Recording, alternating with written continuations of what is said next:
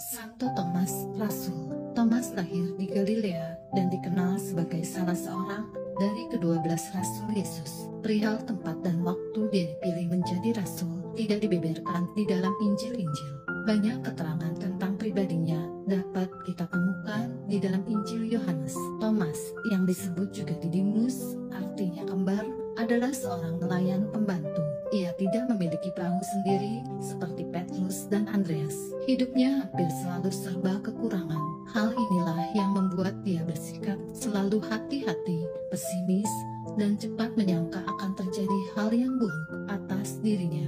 Banyak orang mempunyai gambaran yang kurang tepat tentang Thomas. Meskipun demikian, Thomas dikenal berani. Thomas hadir pada peristiwa pembangkitan Lazarus dan perjamuan terakhir di antara ke-12 rasul. Thomas dikenal sebagai orang yang tidak mudah mempercayai sesuatu. Sikapnya ini terlihat dengan jelas dalam peristiwa penampakan Yesus setelah kebangkitannya. Oleh karena itu, di kalangan umat sering terdapat gambaran kurang baik tentang Thomas.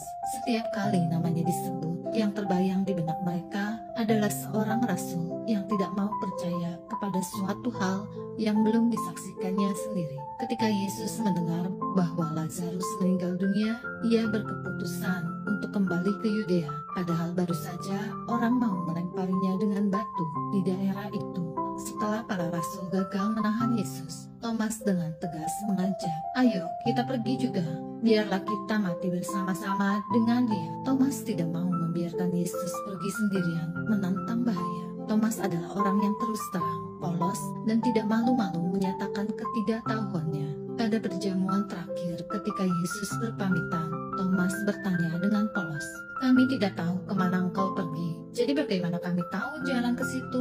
Keraguan Thomas ini mengundang Yesus untuk menyingkapkan rahasia Tritunggal yang mendalam. "Akulah jalan, kebenaran, dan hidup. Tidak seorang pun datang kepada Bapa tanpa melalui aku. Kalau kamu mengenal aku, kamu juga mengenal Bapakku." Sikap ragu-ragu Thomas nampak jelas sekali dalam sikapnya terhadap berita penampakan Yesus kepada rasul.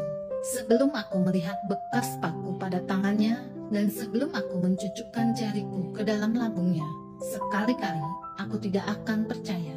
Tentang sikap Thomas ini, Santo Agustinus menulis, "Dengan pengakuannya dan dengan menjamah luka Tuhan, ia sudah mengajarkan kepada kita apa yang harus dan patut kita percayai. Ia melihat sesuatu dan percaya sesuatu yang lain. Matanya memandang kemanusiaan Yesus, namun imannya mengakui kealahan Yesus, sehingga dengan suara penuh gembira bercampur penyesalan mendalam, ia berseru, 'Ya Tuhanku dan Allahku.' Kepadanya Yesus bersabda, 'Karena kau melihat aku, maka engkau percaya. Berbahagialah mereka yang tidak melihat, namun percaya.'" Kata-kata Yesus ini masih berkumandang aktual hingga dewasa ini. Tentang karya kerasulan Thomas sesudah itu, kitab suci tidak menyebutkan apa-apa lagi. Juga tidak ada sepucuk surat peninggalan Thomas yang sampai kepada kita.